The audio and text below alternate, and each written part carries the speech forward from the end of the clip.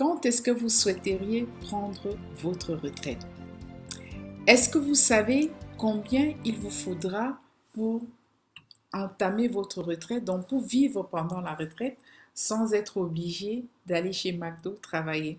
Parce que lorsque je suis arrivée ici à Toronto, je me suis rendu compte que il y a des personnes pas mal âgées, hein, dont des gens au-dessus de 70 ans, qui, comme des jeunes étudiants, comme des nouveaux arrivants, viennent chercher du boulot comme nous tous.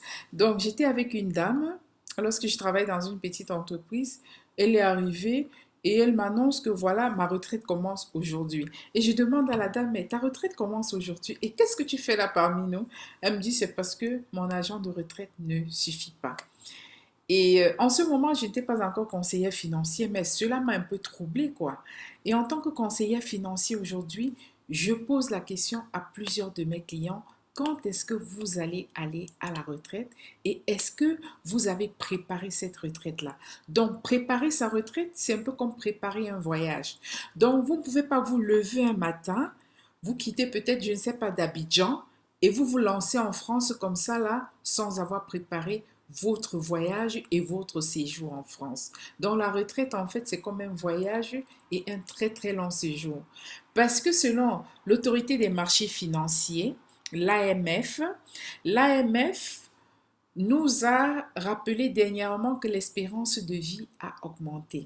Donc les gens vont vivre jusqu'à 90 ans et d'autres pourront même aller jusqu'à 100 ans.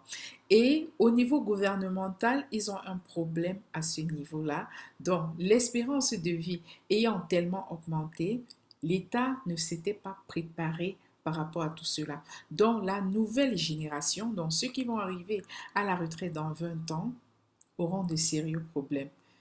C'est pas moi qui vous l'annonce. En ce moment, tout le monde saura que les caisses étaient presque vides.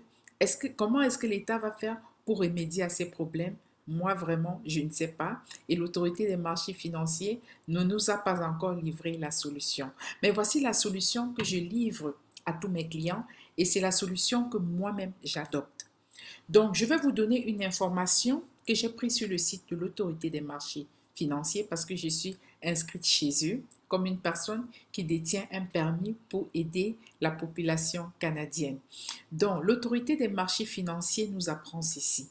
Il nous apprend que pour vivre à la retraite, au Canada, la retraite commence à 65 ans officiellement. Il nous dit que un retraité va vivre au Canada environ 20 ans, selon les statistiques, donc de 65 à 85 ans. Et alors, l'autorité des marchés prévoit que nous, les conseillers, devrions rappeler à la population que pour ces 20 ans-là, ils auront besoin de 1 million. Donc, souvenez-vous très bien, 1 million. La question, c'est de savoir comment est-ce que quelqu'un peut faire pour avoir ces 1 million afin de vivre après 65 ans sans être obligé d'aller discuter les cartons dans les magasins, dans les grandes fabriques, comme font les enfants de 20 ans. On est d'accord qu'un enfant de 20 ans, un garçon de 20 ans, il est encore dans la fleur de l'âge, donc il peut traîner les cartons comme il veut, sans que le patron ait peur qu'il fasse une chute. Parce que quand même à 65 ans, on sait que malgré le fait que l'espérance de vie soit prolongée, ce n'est plus la même énergie que lorsqu'on avait 20 ans. Donc en ce moment, la compétition n'est pas vraiment rude parce que de toutes les manières, on va prendre le petit garçon de 20 ans, quoi. Donc, alors, je dis toujours à mes clients, préparez-vous. Donc, au jour d'aujourd'hui, avant les 65 ans, c'est le temps de travailler et d'investir. Et c'est vrai, d'autres personnes m'ont dit, j'ai du mal à boucler mes fins de mois. C'est tout à fait normal, surtout à Toronto. Il y en a qui vivent grâce aux cartes de crédit. Donc, le salaire ne suffit pas. Peut-être ils gagnent dans le couple environ 3 000 $ comme des clients que j'ai rencontrés, mais leurs dépenses sont au-dessus de 4 000 $. Généralement, à ces personnes, ce que je conseille, donc ça c'est une parenthèse, ce que je conseille, je les conseille toujours de démarrer un business. C'est très très important. Ça c'est déjà la première méthode, la première astuce pour vous permettre de sauver des sous, donc d'économiser, d'épargner des sous pour votre retraite pendant que vous avez encore la force de le faire et pendant aussi que vous avez assez d'énergie et vraiment assez envie de vous lancer dans de nouvelles choses. Donc, je leur propose toujours de démarrer avec un business parce qu'au Canada, lorsque vous avez un job et un business, vous gagnez d'une part, mais également niveau impôt, vous ne payez pas trop d'impôts comme celui qui est allé chercher un deuxième job. Donc, ne l'oubliez pas. Au Canada, plus vous avez des jobs, plus vous payez en impôts et plus votre santé est affectée. Parce que lorsqu'on dit job, on sait qu'il y a un patron au-dessus de vous et c'est lui qui donne le rythme, c'est lui qui donne le ton à votre vie. C'est lui qui vous dit si vous vous réveillez à 5 heures ou à 4 heures et quand vous allez en vacances. Mais en prenant un business, donc en démarrant, pardon, un business, vous êtes plutôt en train de bâtir quelque chose pour vous sur le long terme. Et lorsque vous bâtissez ce business, ça peut être difficile au départ, mais n'oubliez pas que c'est quelque chose qui va vous appartenir et appartenir à vos enfants et aux enfants de vos enfants. Donc ça, c'est déjà une stratégie que je vous montre pour pouvoir même laisser quelque chose à vos enfants après vous. La deuxième stratégie, donc on va revenir sur les 1 million. Je suis en train de vous dire comment vous pouvez préparer les 1 million. Et lorsque je dis préparer 1 million, qu'est-ce que ça signifie?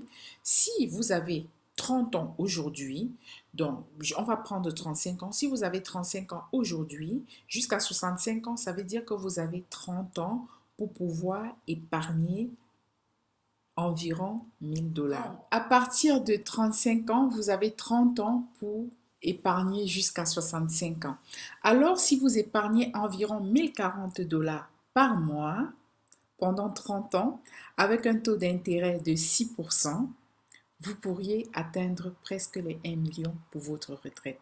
Donc, du coup, les autres me posent toujours la question de savoir comment est-ce que je vais faire si, pour épargner 1000 dollars par mois alors que j'ai de la famille, j'ai les enfants dont je vais m'occuper et en plus, nous avons du mal à arrondir nos fins de mois. Ici, il n'y a pas de magie à faire. Donc, ce que je voulais vous dire, il n'y a pas de magie à faire. Vous pouvez faire une sorte de magie, donc démarrer votre business, comme je vous l'ai dit tantôt.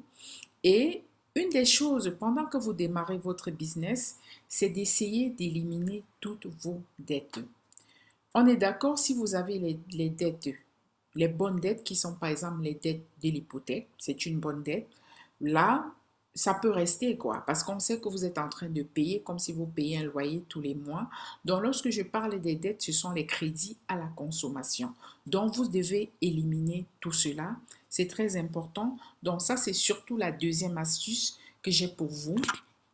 Et ensuite, la troisième astuce, qu'est-ce que vous allez faire?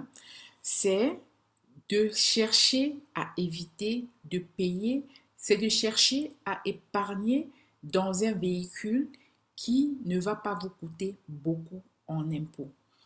Je vous l'ai déjà parlé, lorsque vous économisez dans un REER individuel, n'oubliez pas que le million que vous avez économisé dans le REER individuel, les taxes seront déduites de ce million-là. Donc, les impôts seront déduits de ce million-là. Ne l'oubliez pas. Donc, lorsqu'on parle de faire un projet pour sa retraite, faire une épargne, c'est de savoir exactement c'est dans quel véhicule que je vais mettre tout cet argent. Dans le REER, on est déjà d'accord que là, vous pouvez vous faire avoir. Mais si vous vous dites, voilà, je m'en fous des impôts, au moins j'ai mes 1 million et puis je vais me débrouiller avec, là, c'est libre à vous. Donc, en consultation privée, je donne des stratégies aux gens légales. Comment investir dans un véhicule en évitant les impôts? Donc, investir dans un véhicule à l'abri des impôts de manière légale. La quatrième chose qui est également importante pour bien préparer sa retraite, je sais que vous n'allez pas deviner de quoi je vais parler, c'est bien éduquer ses enfants. Ouais, ça c'est très important. Parce que lorsque vous enseignez, lorsque vous donnez certaines valeurs à vos enfants, lorsqu'ils vont grandir et que vous serez plus âgés, ces enfants ne vous oublieront jamais. Je ne dis pas de tout oublier et de compter sur ces enfants, mais ici je suis en train de vous donner multiples astuces, donc plusieurs astuces pour pouvoir préparer votre retraite. Donc on est d'accord que si pendant l'enfance de votre fils, vous n'aviez pas payé peut-être ses études et c'était lui qui se débrouillait à tout faire et vous lui rappeliez que voilà, il doit vite grandir pour partir de la maison, ça c'est clair qu'il va exactement exécuter le programme que vous aviez implémenté en lui. Donc ne l'oubliez pas. Mais si vous lui avez appris que voilà, c'est la chair de votre chair, si vous lui avez montré que vous avez investi en lui, enfin vous ne montrez pas, je vais dire ça se voit quoi. Si vous aviez investi en lui, ce sera gravé comme dans son ADN, de telle manière que lorsqu'il sera même parti, il ne vous oubliera jamais. La dernière, c'est apprendre à avoir l'indépendance financière au travers de la littératie financière. Donc, apprenez à savoir comment l'argent fonctionne et apprenez à épargner. Donc, n'achetez pas juste pour acheter parce que pendant notre jeunesse, c'est important de savoir comment l'argent fonctionne. Sinon, pendant cette jeunesse-là, au lieu d'investir en nous-mêmes, au lieu de sauver l'argent, donc d'épargner pour nous-mêmes, on sera en train de travailler pour verser peut-être aux banques et pour verser peut-être aux personnes qui nous vendent n'importe quel rêve.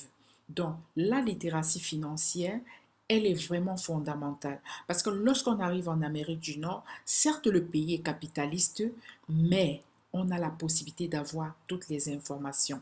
Donc, ayez une vision, la vision de savoir comment l'argent fonctionne et comment épargner l'argent. Il ne s'agit pas de vivre comme un radin, mais il s'agit de savoir exactement pourquoi vous dépensez et de savoir également que dans le futur, vous n'allez plus du tout travailler ou presque pas du tout travailler et pouvoir jouir de votre argent. Parce que dans le futur, la santé peut aussi se détériorer. Donc n'oublions pas cela.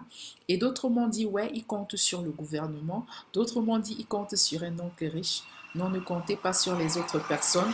Vous êtes mieux placé pour vous aider vous-même. Donc, pendant que vous avez la possibilité, cherchez à mettre ces astuces en application. Donc, je vous dis bonne soirée ou bonne journée là où vous vous trouvez. N'oubliez pas de liker, de partager massivement et de vous abonner pour être au courant de toutes les nouveautés. Donc, ce que je vais vous livrer, ça vient vraiment des experts avec qui je travaille parce que je travaille avec une équipe d'experts en finance. Ils y travaillent depuis plus d'une quinzaine d'années aux États-Unis et au Canada. Et je suis ici pour vous livrer ce que je reçois d'eux. Donc, je vous souhaite une très très bonne journée. À nous revoir dans notre prochaine édition. Donc alors, dans notre prochaine édition, on va commencer à parler des cartes de crédit, des lignes de crédit, des marges de crédit, bref, de tout ce qui tourne autour des cartes de crédit.